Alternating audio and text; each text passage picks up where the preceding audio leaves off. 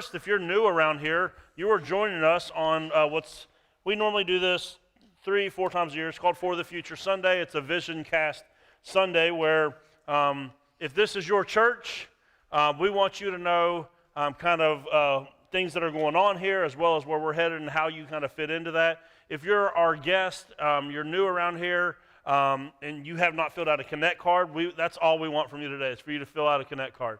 So if you're just checking us out and you're like, this sounds like it's for somebody else, it is. It's for our regular attenders this sermon, so I don't want you to feel weird if you're a guest. Just fill that Connect card out, and then you get to listen in to what God's doing here and how we can all really play a part in it.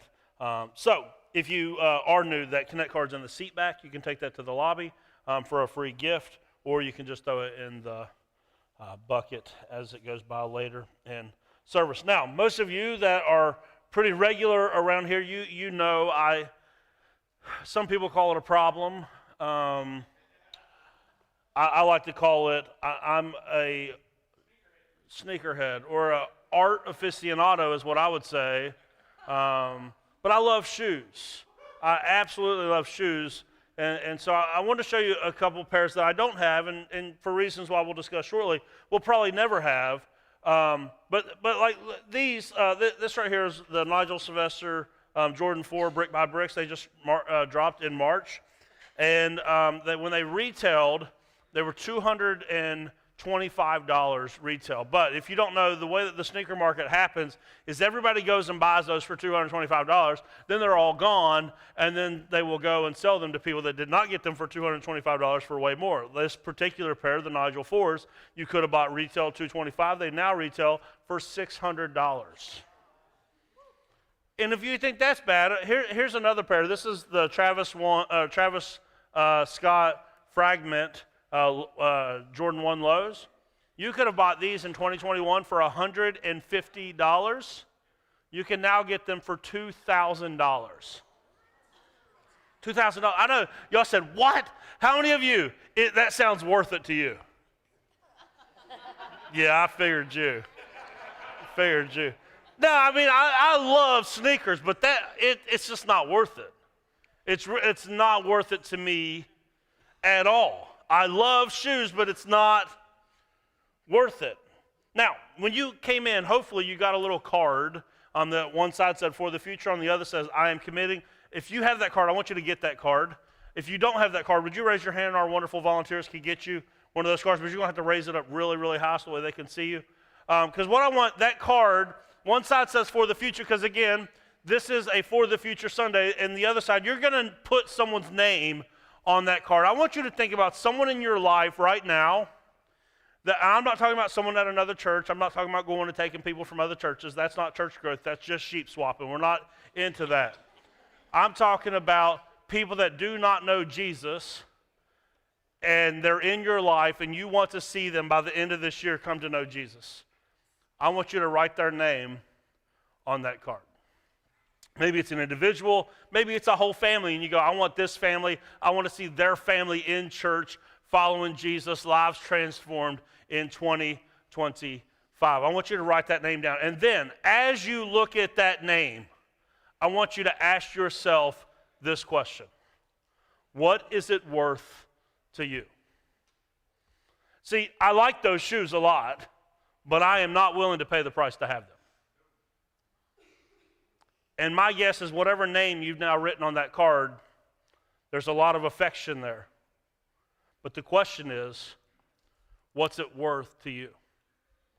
To see them brought to faith in Jesus, their lives. What is seeing your community affected by the gospel of Jesus worth to you? What's it worth to you? Like, I don't know about you. I know that shoes aren't worth that much. But I would make the case, biblically speaking, that people are. That people have an unbelievable amount of value, and people have an immense amount of worth. And so, though we might not pay a certain price for a pair of shoes, would we pay the price to see those in our community come to faith in Jesus? Would we? See, the reason why that card has For the Future on it, if you're new to checking us out, For the Future is our giving campaign right now where we're trying to pay off the debt of this church the way we can be financially free to go and say yes to whatever God puts in front of us. But I have said since the beginning, October 2023 is when we kicked this off, For the Future is not simply about money. For the Future is about setting this church up for the future. That's being debt-free, that's being financially free. That's also fixing stuff around this building. You'll see different projects getting done. That's also how we staff the church, how we budget as a church. It's about the future. It's policies and procedures that we're putting in place. We want, all we want is that when our generation is gone, that we hand this church to the next generation better than what we found it. That's what For the Future. That's why that card, that name right there might represent the next wave of people that God wants to do something in their life here at Southridge Church. Because I know most of you don't know this, but some of you may. But listen, there was a group of people at a church called Main Street First Church of God down on the west side of Charleston at a little landlocked church where they could not expand. They did not have parking. There was about 100 to 150 of those people that decided throughout the 90s to not just give, but to give above and beyond what they even thought they could ever do to buy the property that you are sitting on and build the building that you are sitting in. I want to say it like this. Whether you know this or not, you are actually sitting in someone else's sacrifice. Someone paid the bill for you to sit right here and experience what you are experiencing every single week. If your family has been impacted by the ministries of Southridge Church, someone sacrificed for that to be so. They gave not just to the general budget to keep the church going, they were giving to a building fund to see the vision of what's currently happening. You are sitting in someone else's sacrifice, and here is going to be the challenge today. Now it's your turn. There ain't going to be a whole lot of amens today, is there? Because this is how churches go through life cycles. And if the current generation doesn't sacrifice for the next one, there won't be a next one. So you're sitting in someone else's sacrifice. And so now it's your turn. And sacrifice is not cheap, and sacrifice is not easy. It comes at a high cost. And so our faith has to move from only affecting us to a faith that actually affects others. And sacrifices for others, because that's what someone did for you. That's what someone did for you. If you have your Bible, will you go with me to Luke chapter 5? We looked at this story briefly in our last series, but I really want to dive into a couple of the verses here a little bit further as God's laid something on my heart quite a while ago to share for this Sunday.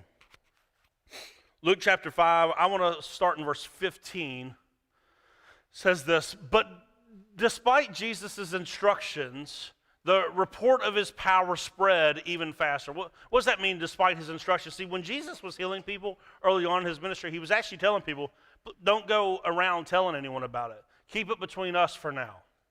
And he says, despite the fact that he was asking people to stay silent about it, people were going and spreading the news of his power and how people's lives were being affected.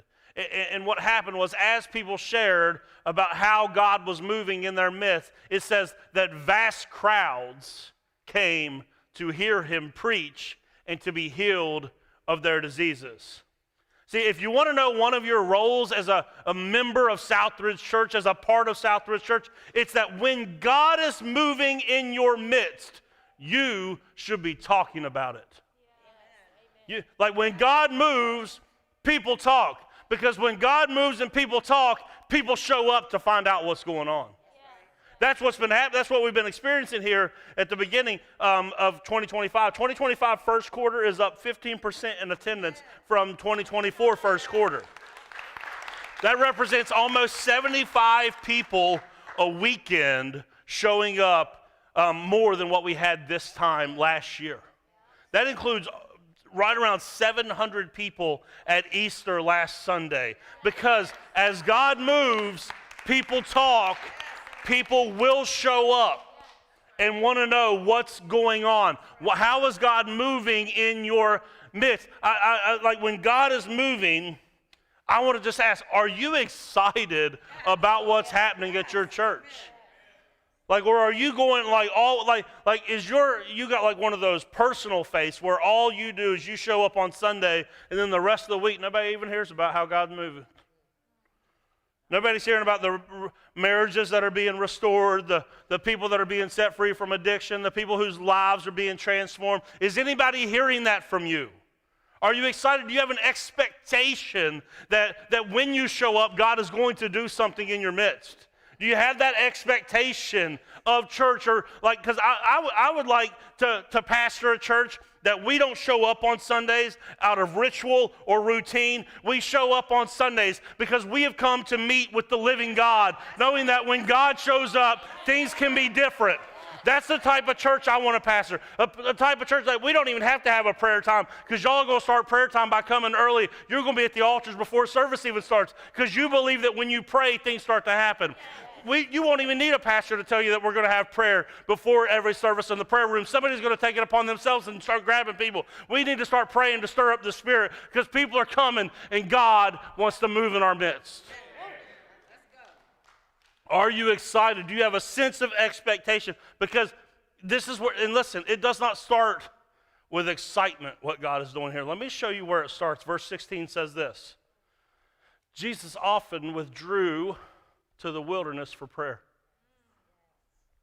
Jesus often withdrew, and it says often.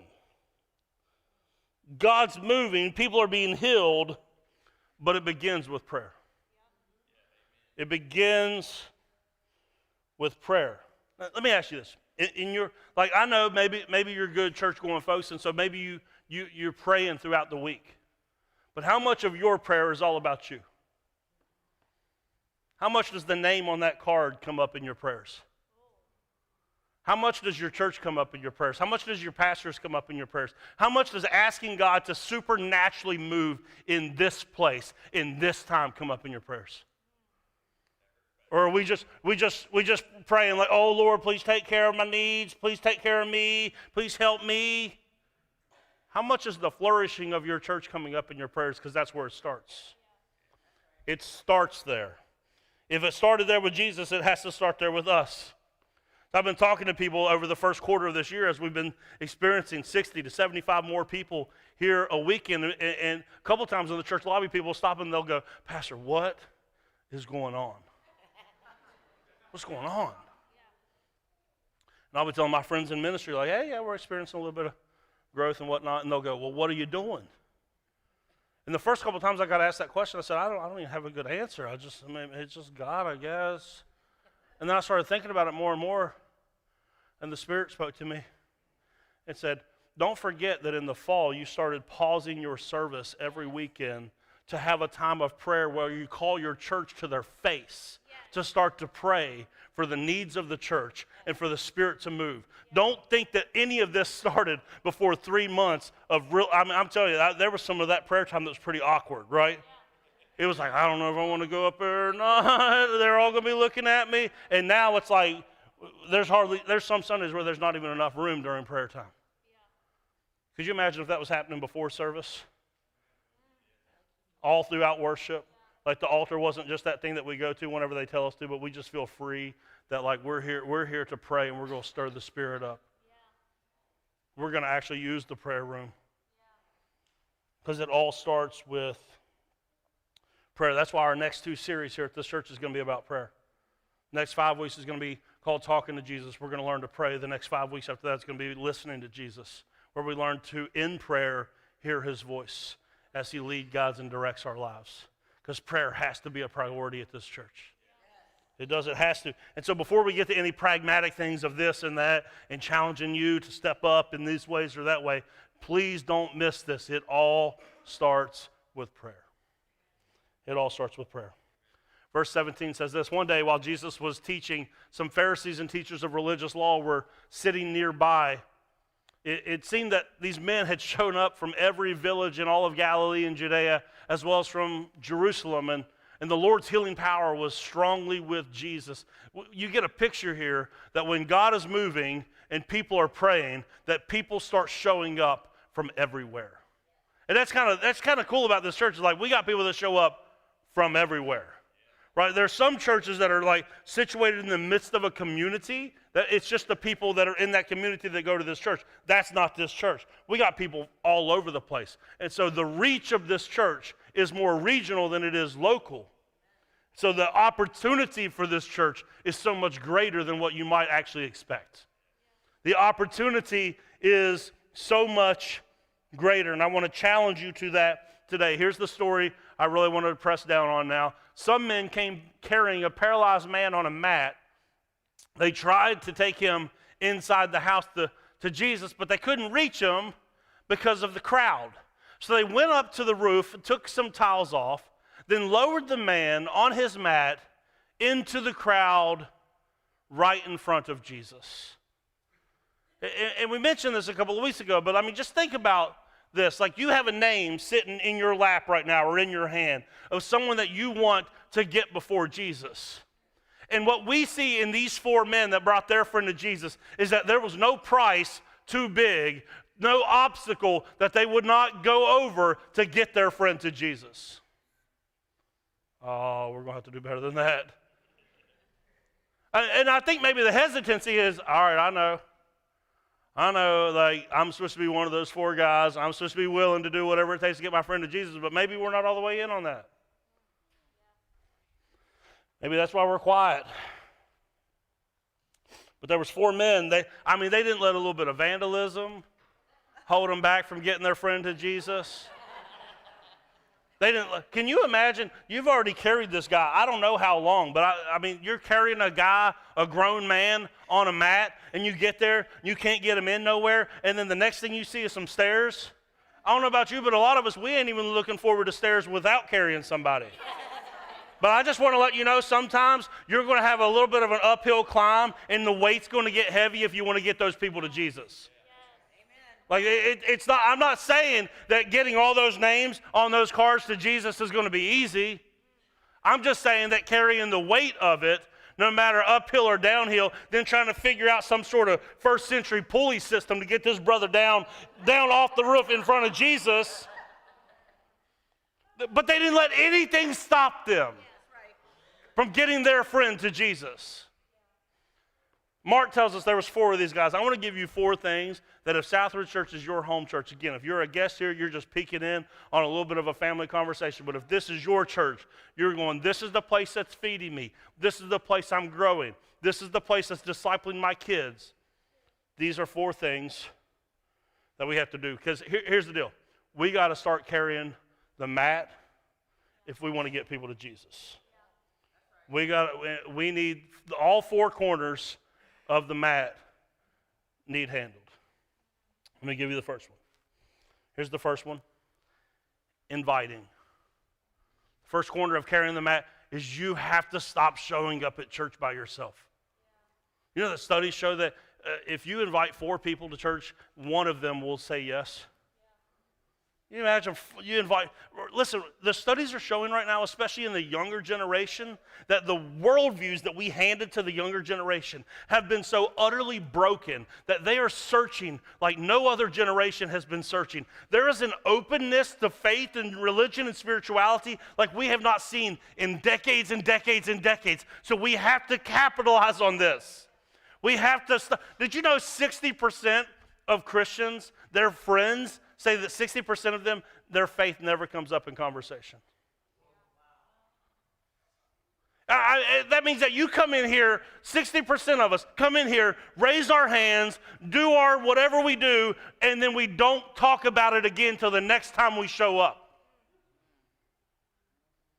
That should be an indictment on the church.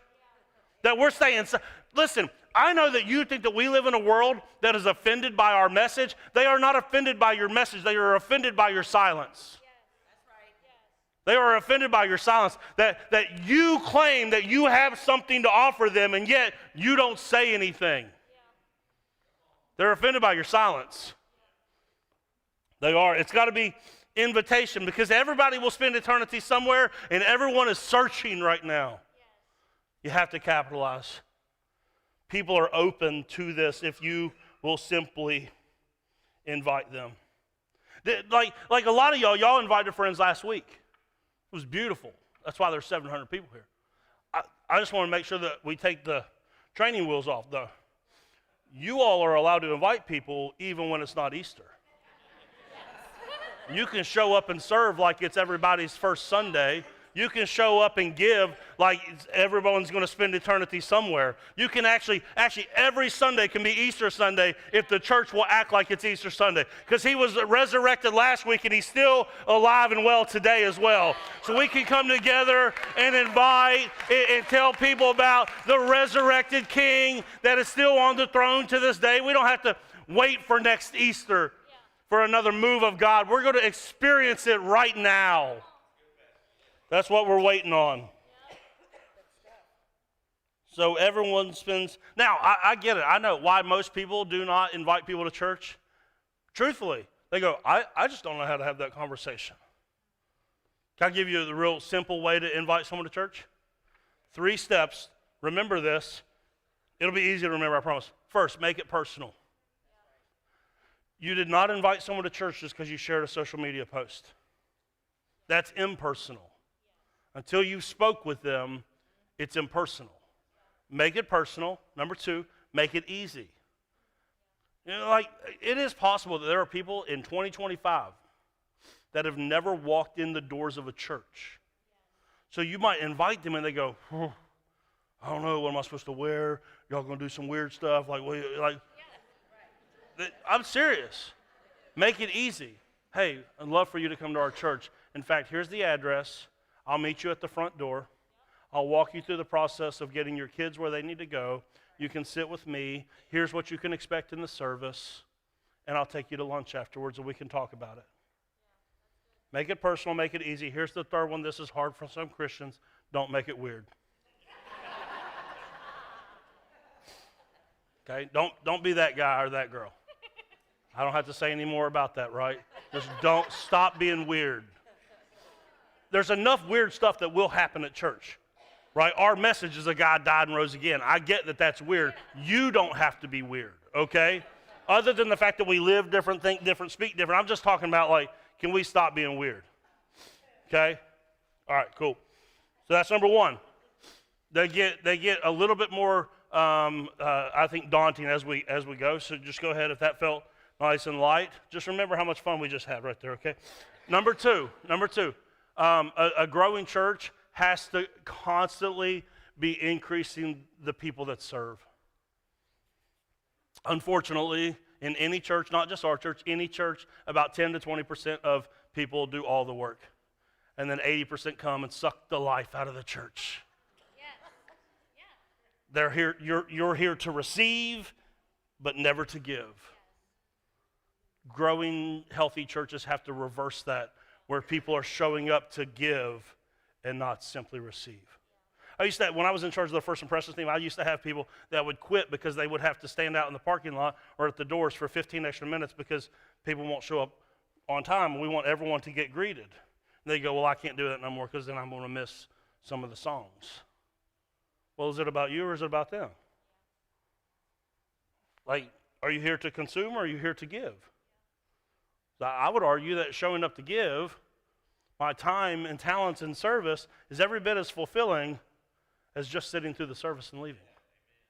Actually, I would say the more participation you have in what's going on here, the more you'll actually get out of it. You will. So serving, it's big. We need it.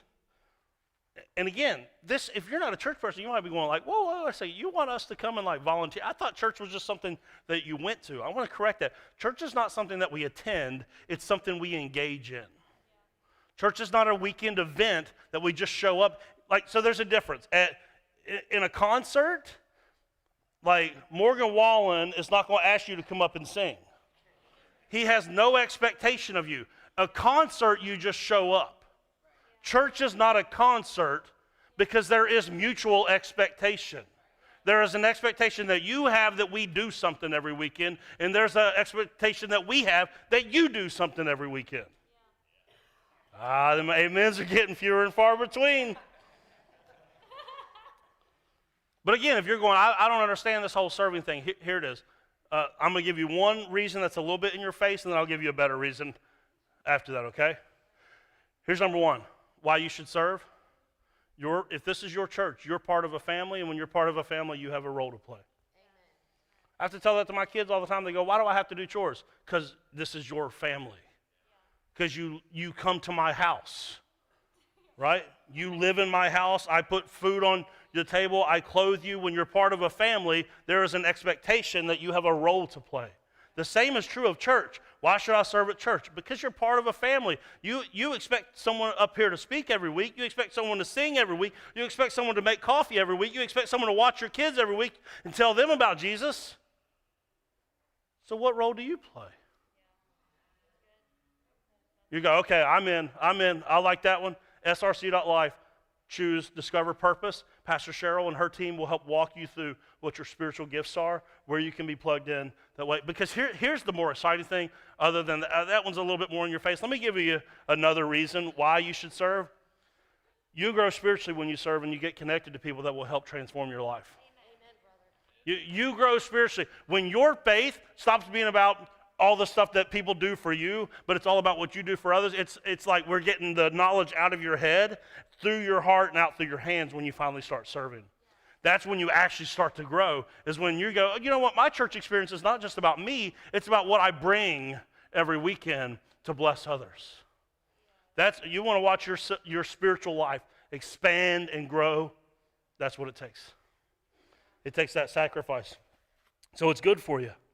We're not just trying to get more knowledge. We want, spiritual maturity is not measured in how much knowledge you have. Spiritual maturity is how much knowledge you put into practice. All right, let's get to everyone's favorite. We've done 2 corners of the mat. We've got inviting, we've got serving. Let me give you number 3, everyone's favorite. It's giving. And you go, daggone it, why did I show up today? Can I just let you, first off, before you think like, man, this is a very, very generous church in many ways. Don't get me wrong. When you hear what I'm about to say, don't get me wrong. But here's the truth. Can I just give you the truth? Because I know not everyone is like church folk. Like some people, like we just started showing up or whatever. We don't always know the ins and outs of how churches work. Ministry requires money. It just does. It's a necessary thing. It's necessary to talk about it. It's not like, oh, the church only wants my money. No, not really, but there won't be much of a church if it doesn't have money to do what it needs to do. That's just true. You know, I've had a lot of conversations with people, though, here at Southridge Church, that they were a little bit slow to the giving table. And the reason why was they said, like, when we started coming, you all make everything look so good. I just didn't think the church needed my money. So it was like, y'all got them lights. You got this nice building, you got a staff, you do all this nice stuff in the community. I just didn't think that the church needed my money. I go, we must be fooling y'all. I'm serious. Like this, what you see is only a fraction of what we could do if we ever reached our giving potential. What you see is shoestring budget. I mean, shoestring. What we could do would blow your minds if everyone was bought in. Sincere, and I know you go, what, can I just give you a couple quick line items? You go, all right, tell me what this money is for. You know that it costs about $40,000 a year to heat this building just for 6 months out of the year? Every month, $1,200 to $1,500 in an electric bill. Like we have a $100,000 roof that needs replaced. We probably spent anywhere from $5,000 to $7,000 on an HVAC unit to make sure that you're nice and cozy in here. And that was on Friday. And so with all due respect, if we're not going to meet our giving potential, we're going to end up with some major facility issues and ministry issues that we're not able to overcome if we don't actually start giving at our giving potential. I know everything looks good on the outside. Just imagine what it could be if we reached our potential. And so, if you're not a church person, you're going, okay, this whole giving thing sounds different. Do you have any guidelines? How much do we give? Why should we give? Let me answer those 2 questions for you. Number 1, in the Old Testament, there was a principle called tithing, where God commanded Israel to give 10%, the first 10% that came into them. It's tithing. And then as soon as I bring up tithing, someone somewhere will go, yeah, well, we're not in the Old Testament, we're under grace. And you go, okay, well, let's just look at Jesus. When Jesus dealt with the law in the Sermon on the Mount, did he up the ante or lower it? He said in Matthew chapter 5, he said, you've heard it said, do not commit adultery, but I say to you, do not even look at a woman with lust in your heart. Yeah. Did he up it or lower it? So I don't think that when people go, well, tithing's an Old Testament thing, I don't think they're actually making the point that they want to make. Because tithing, to me then, if Jesus always took the law and went above it, then tithing becomes the least that we should be doing. Instead of just tipping, oh, here's a 20, Lord. No. Tithing should be the guiding principle for how much we give. Let me make the math easy. $1,000 a tithe on that's $100. Okay, but you go, whoa, so you don't know my financial situation. You don't know that eggs cost $7 right now. I get it. Your giving's between you and the Lord. You need to really ask the Lord, though, this question. I think that Jesus really models this. I think sometimes when it comes to giving, what Christians do is they ask, what's the least I can do and still be a Christian? The proper answer is not what is the least I can do. What is the most I can do? What is the most I can do to be faithful to the kingdom? There's a story that Jesus tells of a lady that goes to the temple. She puts 2 copper coins in. In today's money, it was less than a penny.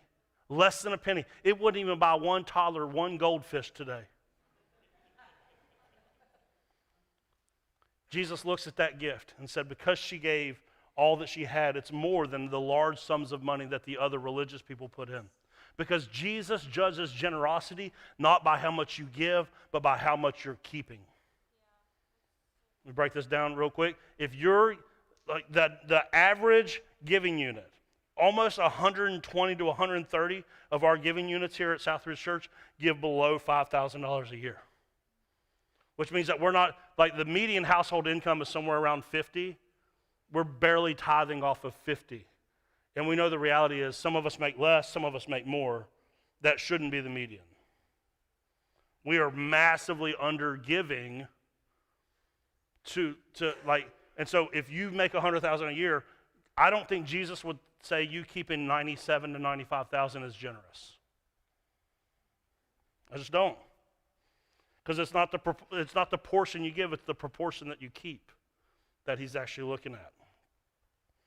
So that's how much. That's a guide. You got to figure that out with the Lord. I can't figure that out for you. But don't let you figuring it out with the Lord be like, well, I think I'll just keep doing what I've been doing. Because I can tell you that. We keep doing what we're going to be doing, we're not going to be able to keep doing what we're doing. Okay? Can I give you the why behind all of this? I was reading a book a couple of years ago written by the head of Special Forces in Australia. Jared said to give you my best Australian accent to cut the tension. I don't have one of those. So I can't cut the tension. I just gotta speak to you what I think the Lord wants you to know. The head of Australian Special Forces wrote this book. It was titled, If God Will Provide, Why Do We Have to Ask for Money? Because I think most pastors are sick of having to ask for money. If the Lord will provide, why do we have to keep asking for money? And the head of Special Forces in Australia wrote this book, and he said, the way that, first and foremost, church, you need to understand that when it comes to your giving, you are waging war in the spiritual realm. There's a battle going on for those names that are on those cards. And it takes resources to reach them and to help people in your community. There's a battle being waged. And what this guy writes, he says, the way that most wars are actually won is not simply through tactics. What normally happens at some point in the war is that the special forces are given a task to go and to cut off the supply line of the other army, of the other military. He says that if the enemy doesn't have fuel, bullets, food, medical supplies, and all the necessary things to wage battle, they can't fight and they lose the battle. Here's what's been happening to Jesus' church for far too long, because Christians live too tight-gripped with their finances, and then we complain anytime a church mentions money. Here's what's been happening, is that we have played right into the hand of the enemy. That his goal always has been to get you to be tight-fisted with your money so he can cut off the supply lines to the ministry that needs to take place. And so our enemy literally wants to keep our ministry from gaining the resources that are necessary to do the work God has called us to do. And the church has played right into that hand. Over and over and over. And that's why the church is in the financial shape that it is, and not just this church, all kinds of churches. That we know the enemy's tactic. He's trying to rob us of our resources, and we keep participating in it over and over and over. All the while patting ourselves on the back because, we gave a little bit here, did a little bit here. Until we have a $600,000 budget every year at this church, but the giving potential of a church our size is literally in the millions. $600,000 budget, we do all of this. What in the world could we do if we ever reached our potential? I'm not trying to beat you over the head. I'm just inviting you in and going, look, God's already up to something. We can strike the match collectively and watch this thing really go up. Or we can douse it with our doubts and our excuses and, the price is just too high. And watch the flame go out and watch God go and move somewhere else. Today's kind of like, what's it worth to you? What's that name on that page worth to you? So that's 3 of the corners. Let me give you the 4th one. It'll seem a little bit redundant in some ways, but I'm going to kind of give you some ideas of what I mean. The 4th one is just simply sacrifice. The 4th corner of carrying a mat is sacrifice. And you go, wait a second. You want us to invite people? You want us to show up?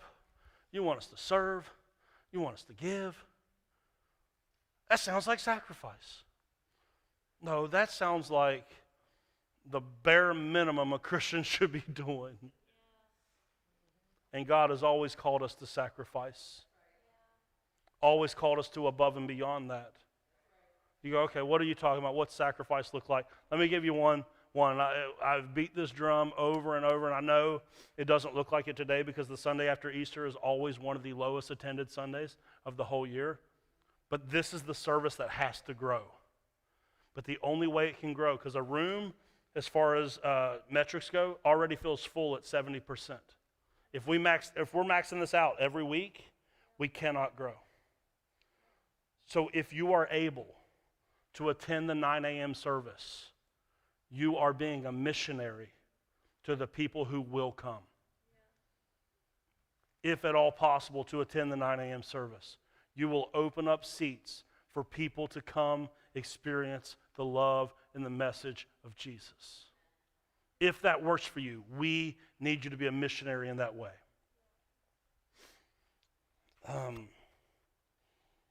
Here's another one.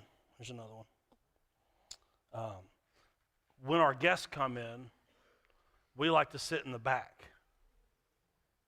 And y'all want to put the guest up here this close to me. See all the maroon up here? Just come in and move forward.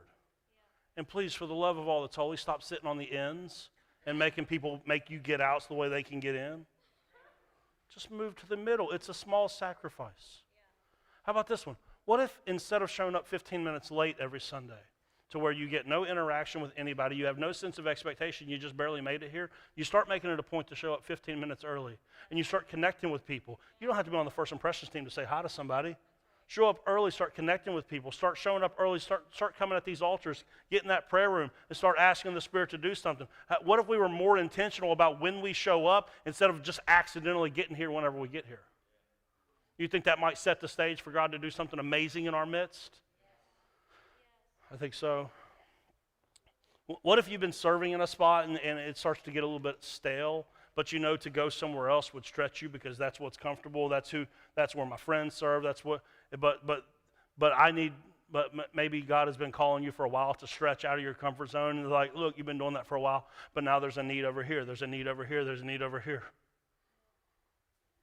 You ready to sacrifice what's comfortable for you to go and serve in a different area? To see all that God could do in and through you? I said this on first service. We will never reach our full potential as a church until our children's ministry and youth ministry are fully staffed.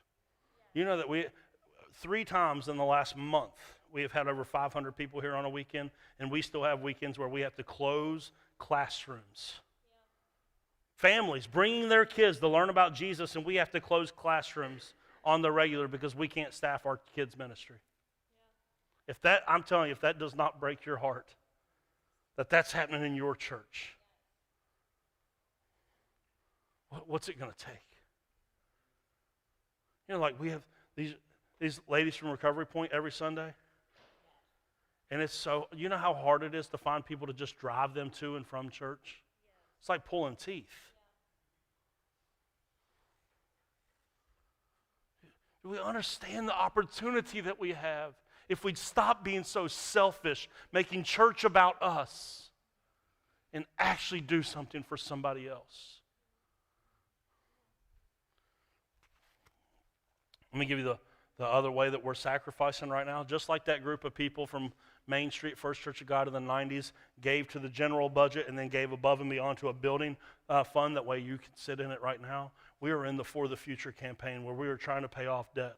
We've received over $450,000 already since October of 2023, which is absolutely remarkable. But we still have a ways to go. If you'll see, we started at almost $1,060,000. We've given like $460,000. The balance is down to $688,691. We have came really, really far. But listen, this is coming from a minority in our church. Where would we be if everybody said yes to For the Future and started giving appropriately?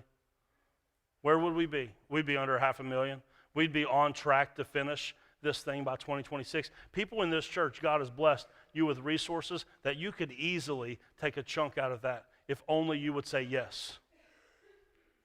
And stop asking what the least amount I can give is and start asking, maybe you got assets. We've had multiple people over the last year give stocks to the church. 20,000 here, 20,000. What is God asking you to do? You've got properties, you've got assets, you've got vehicles, you've got stuff that God might be tapping you on the shoulder and going, look, maybe you don't have extra liquid assets to give to For the Future, but you got this over here, and I'm calling you to give it. I'm just asking you to ask the Lord, what is it that you could sacrifice above and beyond to accelerate the For the Future thing? Because when we are debt-free, again, what this church will be able to accomplish, the likes of which you have not seen yet. You have not seen it yet. And so my prayer is that we'd start carrying mats. We would hit all 4 corners of the mat. That name that's on that card, what's it worth to you? What's it worth to you for there to be a church here for your kids and your grandkids and your great-grandkids? What is it worth to you? I think about this story of the friends carrying the guy up onto the roof. They take the tiles off of the roof and they lower them down. And there's this like amazing thing that takes place. Like they watch Jesus changes this person's life right in their midst. But the Bible doesn't tell us what happens afterwards. But I'm just going to tell you, I think that something like this probably happened. Someone's life was changed right there in the midst of that house. And as the crowd left, the guy stands there and goes, well, who's going to pay for this?